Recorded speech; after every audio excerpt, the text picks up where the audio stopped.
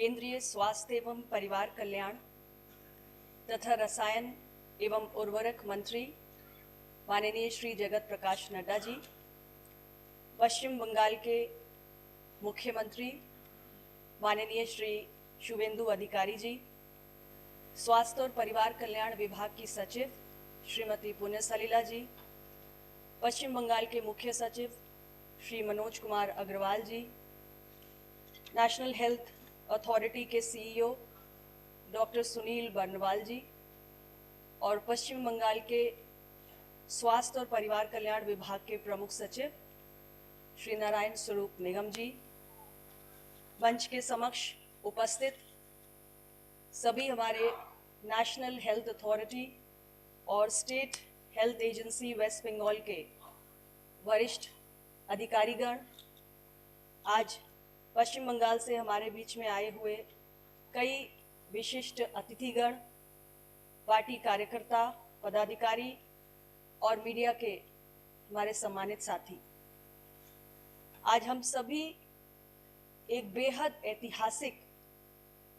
और यादगार क्षण के साक्षी बनने जा रहे हैं।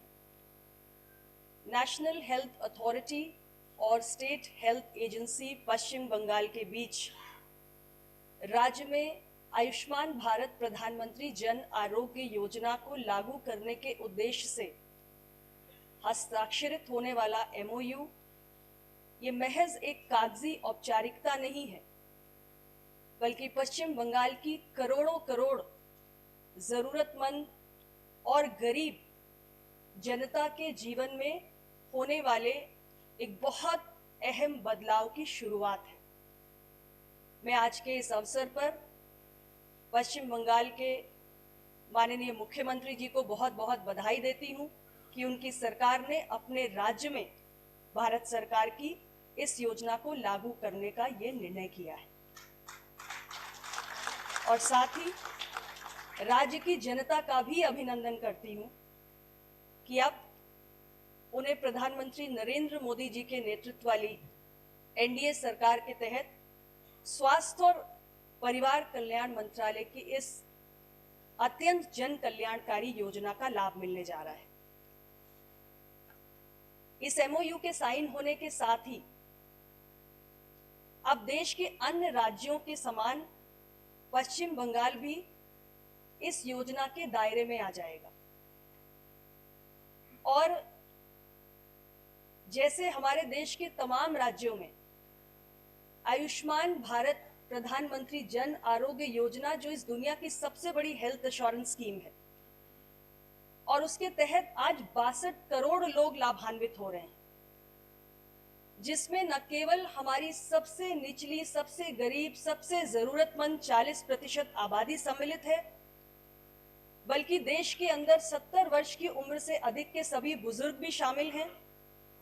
और यहां तक कि इसकी जद में जो हमारे फ्रंटलाइन हेल्थ केयर वर्कर्स हैं, आशा, आंगनवाड़ी और सामाजिक रूप से असुरक्षित जो हमारे गिग वर्कर्स हैं, ये सभी लोग शामिल हैं और इन सबको 5 लाख रुपए के मुफ्त इलाज की सुविधा इस योजना के तहत दी जा रही है और एक बहुत बड़ा संबल इस योजना ने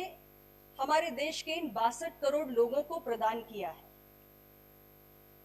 मैं एक प्रसिद्ध मेडिकल जर्नल द लैंसेट के अध्ययन का उल्लेख करना चाहती हूं, जिसमें यह दर्शाया गया है कि कैसे आयुष्मान भारत प्रधानमंत्री जन आरोग्य योजना के लागू होने के उपरांत देश में गंभीर बीमारियों के इलाज और विशेषकर से कैंसर जैसी बीमारी के समय पर इलाज की जो टेंडेंसी है, जो मामले हैं, उसमें कई प्रतिशत की वृद्धि हो गई। आप यूं समझिए कि देश के अंदर बड़ी संख्या में ऐसे परिवार थे जो निम्न मध्यम वर्गीय परिवार हैं, मध्यम वर्गीय परिवार हैं। यदि किसी भी सदस्य को कोई गंभीर बीमारी हो जाती थी तो इलाज को टालने का काम वो परिवार करता था, क्योंकि उनकी जेब में पैसे नहीं होते थे। लेकिन आयुष्मान भारत प्रधानमंत्री जन आरोग्य योजना के लागू होने के उपरांत आज ऐसा कोई भी व्यक्ति, देश का कोई भी नागरिक जो इस योजना से लाभान्वित है और गंभीर बीमारी से पीड़ित है, वो समय रहते इलाज कराता है। और इसका लाभ ये हो रहा है कि कोई भी बीमारी गंभीर स्वरूप नहीं धारण कर रही है, जिससे एक आम नागरिक की तकलीफें भी कम हो रही हैं और जो हमारे देश के बड़े बड़े अस्पताल हैं उन पर बोझ भी कम हो रहा है। ये लैंसेट की स्टडी में दर्शाया गया है। और आज 2018 में लागू होने के उपरांत इस देश के अंदर हम 44 करोड़ लोगों के आयुष्मान कार्ड बना चुके हैं। 12 करोड़ से ज्यादा लोग इस योजना के तहत हॉस्पिटलाइजेशन का, इलाज का लाभ भी ले चुके हैं। और मुझे ये कहते हुए बहुत खुशी है कि इन 12 करोड़ लोगों में लाभान्वित होने वाली 50% इस देश की नारी शक्ति है। और भारत सरकार ने इस योजना के तहत जितने भी ऑथराइज हॉस्पिटल एडमिशंस हुए उनके लिए लगभग 2 लाख करोड़ की धनराशि का व्यय किया है। 1900 से अधिक medical procedures across 27 different specialities, ये सभी आज आयुष्मान भारत प्रधानमंत्री जन आरोग्य योजना के तहत सम्मिलित है। और इतनी बड़ी योजना का लाभ बंगाल की जनता को मिलने जा रहा है।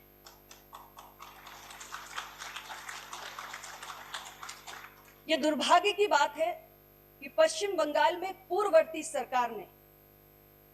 1 करोड़ 43 लाख परिवारों को, यानी 6 करोड़ से अधिक अपने राज्य के नागरिकों को महज राजनीतिक द्वेष और दुर्भावना के चलते भारत सरकार की इतनी बड़ी लाभकारी योजना से वंचित रखा। लेकिन अब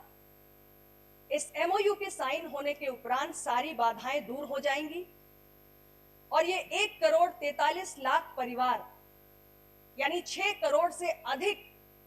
पश्चिम बंगाल के नागरिक इस योजना के तहत कहीं भी 36,000 से अधिक जो एम्पैनल्ड अस्पताल हैं, प्राइवेट और सरकारी दोनों, देश के किसी भी कोने में अपना मुफ्त इलाज करा सकेंगे। और इसका सबसे बड़ा लाभ, अभी मुख्य सचिव जी कह रहे थे कि ऐसे बहुत सारे जिले हैं, मालदा, मुर्शिदाबाद, नादिया, यहां से पश्चिम बंगाल के नागरिक निकलकर देश के कोने कोने में जाते हैं। मुंबई, बेंगलुरु, चेन्नई, केरला, कई जगह काम की खोज में जाते हैं। और जो नेशनल पोर्टेबिलिटी फीचर इस योजना के तहत निहित है, उसका सबसे बड़ा लाभ इस माइग्रेंट पॉपुलेशन को, ये प्रवासी जो हमारे नागरिक हैं पश्चिम बंगाल के, उनको मिलने जा रहा है कि देश के किसी भी कोने में वो काम करने के लिए जाएं, यदि उन्हें इलाज की आवश्यकता है और उनके पास आयुष्मान भारत योजना का कार्ड है, तो किसी भी एम्पैनल्ड अस्पताल में वो अपनी इच्छा के अनुरूप अपना इलाज करवा सकते हैं। और बंगाल के हमारे वरिष्ठ नागरिक, हमारे सीनियर सिटीजन्स भी अब बढ़ती उम्र के साथ तमाम गंभीर बीमारियों के इलाज के लिए वो किसी के आगे हाथ फैलाने के लिए विवश नहीं है। सर उठाकर जी सकते हैं, सम्मान से जी सकते हैं, क्योंकि भारत सरकार ने 5 लाख रुपए के मुफ्त इलाज का सुरक्षा कवच उन्हें प्रदान किया है।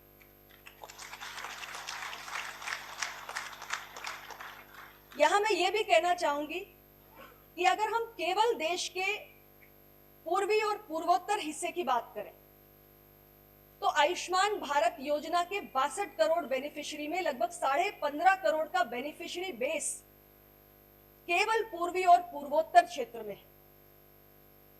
और कोलकाता के पास एक बहुत बड़ा पोटेंशियल भी है और एक बहुत बड़ी अपॉर्चुनिटी, एक सुनहरा अवसर है कि इतने बड़े बेनिफिशियरी बेस के लिए एक मेडिकल सर्विसेज हब के रूप में उभर सकता है। पश्चिम बंगाल के तमाम गवर्नमेंट हॉस्पिटल्स के पास एक बहुत सुनहरा अवसर है कि इस पूरे क्षेत्र के जो हमारे पात्र मरीज हैं उनका इलाज करके भारत सरकार से अतिरिक्त धनराशि प्राप्त कर सकते हैं, जिससे वो अपने पब्लिक हेल्थ इंफ्रास्ट्रक्चर को पहले से कहीं अधिक सुदृढ़ भी कर सकते हैं। तो ये एक ऐसी योजना है जिसमें पश्चिम बंगाल की महान जनता का कल्याण निहित है। और मैं